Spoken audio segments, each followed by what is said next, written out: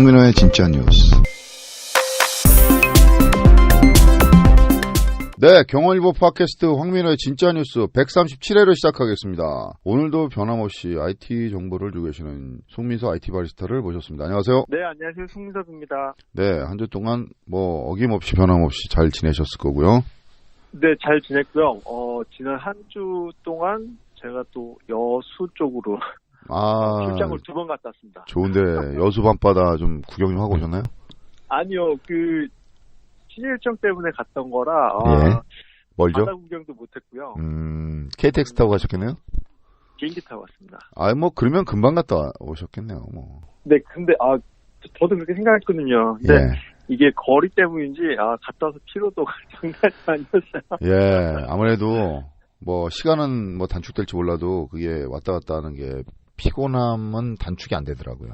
네, 그렇죠? 그리고 좀 날씨도 좀 추워가지고요. 네네. 날씨 때문에도 그렇고 하다 보니까 피로도가 안 풀어지더라고요. 그래도 갔다 왔다는 거에 일을 둬야죠. 네. 네. 그래서 고생하셨고요. 이번 주는 또 어떤 주제를 또 얘기를 나눠볼까요? 네, 이번 주도 3가지 뉴스 준비했는데요. 네네. 먼저 이제 안타까운 소식 하나를 먼저 전해드려야 될 것 같아요. 예. 카카오를 비롯해서 이제 몇 개사에서 이제 카풀 서비스를 준비하고 있었는데. 예, 맞습니다. 이게 기존 택시 기사들하고 마찰이 좀 있었잖아요. 예, 택시기사들이 반대를 했었죠. 네, 근데 오늘 카풀 서비스에 반대하는 시위를 참석했던 한 택시 기사분이 네. 분신 사망하는 사건이 안타깝습니다. 안타까운 소식이고요. 네. 이거 먼저 전해드릴 거고요. 그리고 바로 지난주에 아현동의 KT 지사 화재 네. 사건으로 피해를 봤던 이제 소상공인들 그리고 지역 네. 주민들에게 보상안이 발표됐습니다. 그래서 네. 이 소식 준비했고요. 예. 그리고 또 마지막으로 전 세계 인터넷 사용 인구가 사상 처음으로 50%를 돌파했다라는 소식이 있어서 그 내용 좀 준비했습니다. 네, 첫 번째 소식 안타까운 소식이지만 이제 첫 번째 소식 좀 해주시죠. 첫 번째 소식은 한 택시 네. 기사님이 카풀 서비스에 반대를 하는 시위에 참석했다가 예. 인신 사망하는 사건이 바로 오늘 10일 오늘 있었습니다. 예, 그러게요. 안타깝습니다. 네. 오후 2시 정도 서울 여의도 국회 앞에서 시위를 하던 한 택시 기사님이 분신을 시도했고요. 인근 병원으로 바로 옮겨졌지만 숨졌다고 합니다. 전국 택시 운송 사업 연합회에서는 예. 카카오를 비롯한 카풀 서비스를 불법 유상 운송 행위라고 규정을 했고요. 공유 경제로 축결 세우는 일을 그만하라며 네. 대정부 투쟁에 나설 것이라고 이제 밝혔고요. 네. 네, 한 택시 기사님의 말씀을 빌리면 택시 면허 권리금이 보통 한 9천만 원 정도 수준이었는데 네네. 카풀 서비스가 등장하면서 한 7천만 원 수준으로 떨어졌다고 합니다.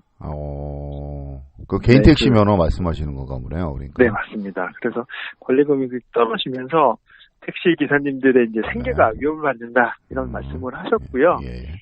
네, 카풀 업계에서도 사실 택시 기사님들의 생존에 걸린 되게 민감한 문제이기 때문에 타협점을 좀 찾고 서비스를 시작해야 되겠다라고 했지만 그게 이제 좀 잘 좁혀지지 않으면서 이제 이런 일이 일어날 수도 있겠다라고 이제 관계자가 말했습니다. 그러면서 서비스를 준비하는 업체에서도 무리수는 있었지만 너무 이제 안일하게 대처했던 국토교통부에도 책임이 좀 있다라면서 비판을 했습니다.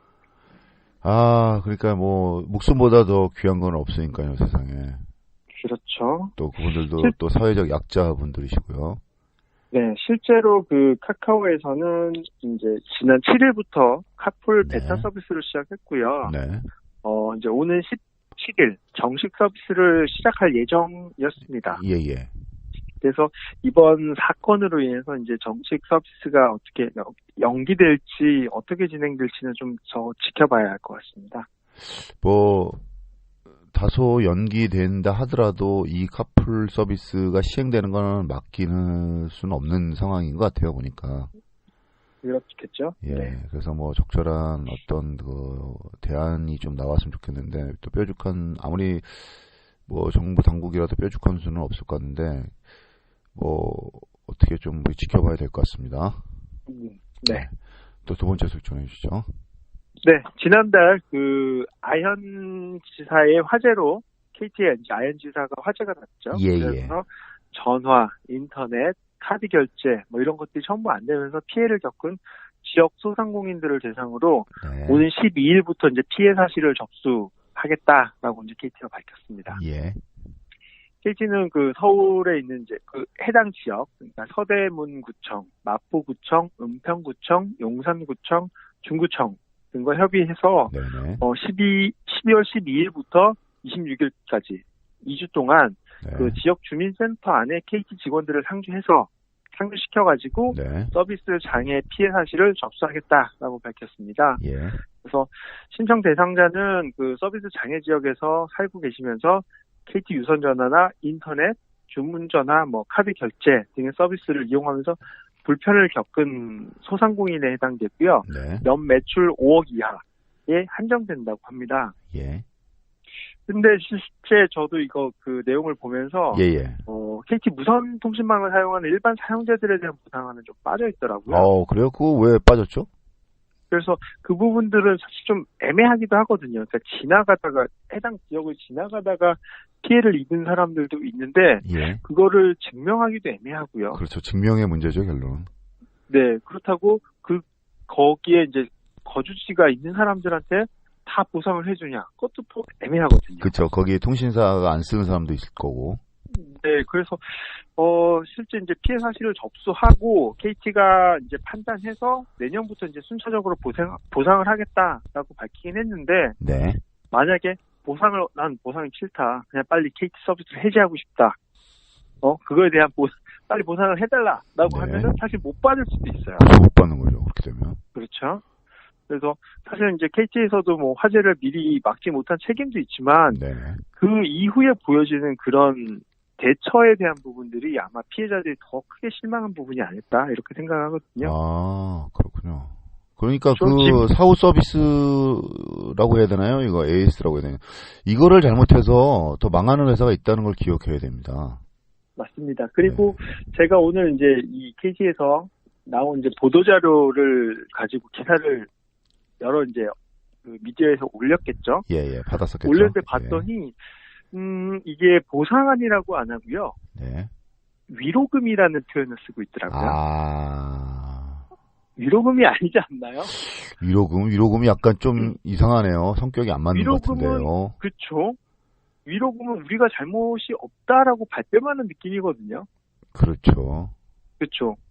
보상이라는 것도 또 전 안 맞아요. 배상이라고 생각하거든요. 배상이라고, 손해배상. 예, 손해배상. 손해본 거에 대해서 정당하게 그거를 이제 배상해줘야 되는 책임이 있는 KT가 예. 그걸 위로금이라고 표현을 하면서 기사를 내고 있더라고요. 이게 이런 말씀드리면 좀 KT 관계자분들이 기분 나쁘겠지만 외국에서 이런 경우가 있었다. 미국에서 이런 사고가 발생했다고 해서 통신 장애가 왔다 그러면 과연 미국의 통신사들은 어떻게 대응했을까요? 미국 그러니까요. 소비자들한테. 생각해봐야 돼요. 근데 꼭 보면은 한국의 기업들뿐만 아니라 한국에 있는 외국 기업들도 자국의 본국의 서비스 AS 하는 거하고 한국의 AS 하는 거 틀리잖아요. 또 자동차를 봐도 그렇고. 맞습니다. 그렇죠. 이게 다 이 정부의 허술한 대응과 방침 이런 것 때문이라고 저는 생각하거든요. 맞아요. 이게 분명히 잘못이 있으면 그거에 대해서 처벌을 하고, 그렇죠. 피해를 본 사람들에게 배상을 하라라고 요구를 해야 되는데 그걸 못 하고 있는 거예요. 강력하게 행정적인 권한을 발동을 해야 되는데 이런 데는 행정적 권한을 발동을 안 하고 엉뚱한 데 이상하게 하더라고요. 네, 일단 아직은 피해 복구가 다 안 된 상황이니 피해 복구를 빨리 하도록 하고요. 그렇죠. 그 이후에 분명히 배상을 받아내야 됩니다. 이거는 원인은 어떻게 불났는지 모르겠지만 책임 소재는 분명하지 않습니까? KT가 잘못한 거예요, 100%. 그러니까요. 지나가던 시민이 잘못을 저질렀습니까? 아니면은 어디 정부에서 과부하를 걸리게 해갖고 불이 난 겁니까? 그거 아니에요. 무조건 KT 관리 잘못이거든요, 이건. 맞습니다. 천재지변도 아니고요. 그렇죠. 그렇기 때문에 KT에서 전적으로 100% 손해배상 책임을 지고 해야지 향후 KT에 있는 고객들, 전국에 있는 고객들이 KT는 믿을만하다. KT를 계속 그렇죠. 써야 되겠다. 아니면 다른 고객들은 KT가 저렇게 잘해준다. KT를 옮겨가야지.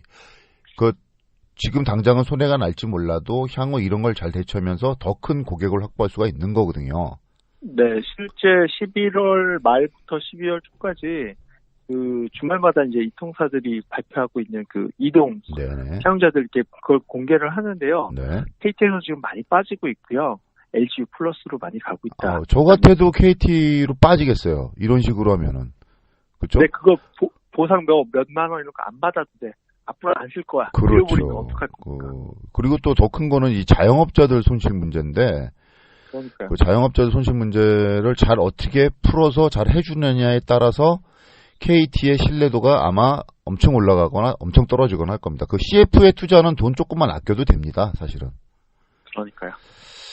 안타까운데, 하여튼 정부 당국에 또 이렇게 재촉해놓을 수밖에 없네요. 좀 나서서 해결해라고. 네. 네. 하여튼 지켜보겠습니다, 이것도. 이제 세 번째 소식도 전해주시죠. 네, 세 번째 소식은 인터넷 이용자들에 대한 조사 내용인데요. 네. 우리나라에서는 지난 2017년에 발표한 자료가 있어서 한번 봤거든요. 예. 봤더니 2016년 기준으로 우리나라 전체 가구 중 99%가 인터넷을 이용하고 있다. 조사가 있었습니다. 100%네요, 99%면. 거의 그렇죠. 네. 그리고 인터넷에 가장 취약한 계층이라고 나타나는 60대 이상 노년층에서도 인터넷을 2016년 기준으로 이미 80% 이상이 쓰고 있다라고 나왔었거든요. 노년층도 거의 100% 쓴다고 보면 되겠네요, 80%면. 네. 그래서 이게 우리나라 이야기고요. 네. 2018년 현재 이제 전 세계 인터넷 이용률은 어느 정도 될까라고 이제 보니까 최근에 나온 자료가 있더라고요. 예. 최근에 유엔에서 이제 조사한 자료를 공개를 했는데, 네. 2018년 말까지 전 세계 인구의 한 51% 정도 되는 39억 명이 인터넷을 쓸 것이다 라고 밝혔습니다. 39억 명. 51%예요. 51%에 39. 그러니까 절반, 둘 중에 한 명, 세계 인구의 지구인의 둘 중에 한 명이 인터넷을 쓴다. 그러니까 거의 쓴다고 봐야죠. 그렇죠? 네, 근데 이상하지 않아요? 우리나라 제가 아까 얘기한 것처럼 99%의 각각 전부 다 인터넷 쓰고 있고 막 이런데 왜 전 세계 51%밖에 안 되지? 그러네요. 보급이 아직 안 된 지역이 있나요? 아주 좀 후진국이라든가 네, 이런데. 지역별로 보니까 네. 유럽이 사용자 비율이 가장 높았어요. 79.6%고요. 예. 그리고 미주 지역이 69.6%, 거의 70%죠. 70%대. 네, 그리고 아랍 지역이 54.7% 이렇게 나타났고요. 좀 떨어지고. 그리고 아시아 태평양 지역이 47%. 지리적인 위치가 또 좀 여기 작용하네요. 또 보니까. 네, 그리고 가장 이제 지금 열악한 지역이 아프리카 지역인데요. 24% 정도로 나타났습니다. 이게 인터넷 쓰는 거와 국력이 비례한다고 봐야 되나요? 네, 그런 것도 있고요. 네. 아프리카 같은 경우 실제로 이제 유럽이나 북미 쪽보다 실제 땅은 되게 넓거든요. 땅이 엄청 넓죠. 네, 지역은 워낙 넓고 기후가 덥다 보니까 그쵸. 인터넷 사용할 수 있는 인프라를 구축하는 게 어렵죠. 힘들지 않았을까? 국력도 이제 좀 그렇죠. 경제력 또 인프라를 깔아놓으면 그거를 또 이렇게 사용해서 시장을 형성해야 되는데 그런 이제 국민들의 스마트 기기나 인터넷 장비를 구입할 수 없는 여력 이런 것도 작용하죠. 네, 그런 것들도 있죠. 그래서 실제 이제 이런 아프리카 상황들을 고려해서 이제 풍선이나 무인 비행기들을 이용해서 인터넷을 할 수 있게 하는 아이디어가 구글이나 페이스북 같은 이제 IT 기업에서 많이 진행은 되고 있거든요. 과거에 저희들도 한번 다룬 적이 있는 것 같습니다. 네, 맞습니다. 그래서 지금 최근 10년 전과 비교했을 때 아프리카 같은 경우 10년 전에 한 2% 정도에서 한 24%까지 올라왔으니까 한 10배 이상 크게 성장한 거거든요. 계속 성장할 겁니다. 아무래도 아프리카 주민들도 인터넷 안 쓸 수가 없어요, 이제. 그럼요. 그래서 써야 되는데 사실 이런 어떻게 보면 빈부 격차 때문에 정보 격차까지도 나는 그런 상황이 된 것 같아요. 그래서 우리가 인터넷 지구촌이라는 이제 표현을 되게 오래전부터 쓰고 있었는데 아직은 이제 반쪽 지구촌인 것 같거든요. 그렇죠. 아직은 이렇게 국력 차이, 개인 차이에 따라서 이렇게 모든 게 양극화되는 삶을 이제 저희들이 이제 맡고 있는데 이런 격차도 나라마다 또 양극화가 돼서 참 그것도 안타깝네요. 이런 거. 네, 근데 기술이 점점 더 발전하면 이런 기술들은 더 저렴하게 이제 보급될 수 있으니까요. 네, 그렇죠. 그래서 좀 정보 격차가 좀 더 줄어드는 방향으로 기술이 좀 더 발전하고 보탬이 되면 좋겠다라는 생각이 들었습니다. 사실 뭐 아프리카의 이제 어려운 나라들, 뭐 빈국도 있고 어렵게 사신 기아에 허덕이는 이제 주민들이나 국민들이 있는데 그분들한테 이제 뭐 의료품 지원해주고 식량을 지원해주고 이런 것도 또 많이 하지 않습니까? 그거와 더불어 제 생각에는 정보를 같이 공유할 수 있는, 그래서 깨어날 수 있게끔 뭐 그런 스마트 기기나 인터넷 환경을 조성해주는 그런 지원 사업이나 후원 사업도 같이 했으면 좋겠어요. 유엔이나 아니면 뭐 이렇게 뭐 자선단체 이런 데서. 네, 그래서 어린 학생들도 인터넷을 통해서 이제 그 친구들이 가지고 있는 잠재력이나 이런 것들을 좀 마음껏 펼치고, 그렇죠. 세계 다른 사람들한테 아프리카의 그런 상황들도 알리고, 그렇죠. 이러면서 좀 더 성장할 수 있는 그런 기회가 그렇죠. 될 수 있으면 좋겠습니다. 그리고 또 그런 게 이제 소외계층에서 인터넷을 좀 자유롭게 사용할 수 있는 시대가 오면 그런 인권이나 그런 범죄에도 많이 개선되지 않을까 하는 생각도 해봅니다. 왜냐하면 이제 아프리카 이렇게 다큐 같은 걸 보면 아이들을 이제 납치해서 그러니까 금강이나 다이아몬드 광산에서 일시키지 않습니까? 네네. 그런 거 이제 못 찾잖아요. 그 아프리카에서 납치당하면 어떻게 찾겠어요, 부모들이. 근데 가슴 아픈 소식들도 좀 줄어들겠죠. 근데 이제 스마트폰을 가지고 있었다 그러면 위치 추적이라든가 아니면 자기 위치를 알릴 수가 있잖아요. 네네. 아니면 이제 자기 위치를 SNS에 남길 수도 있는 거고. 하여튼 뭐 이렇게 단순하게 생각해 보는데 정보의 격차를 빨리 해소하는 방법이 이게 빈곤의 이런 그 악순환을 해결하는 하나의 방법이 되지 않을까 한번 생각해 봅니다. 네, 오늘도 유익한 소식 잘 들었습니다. 다음 주에도 또 좋은 소식으로 또 다시 만나 뵙겠습니다. 네, 지금까지 IT 바리스타 송민섭 선생님이었습니다. 고맙습니다. 고맙습니다.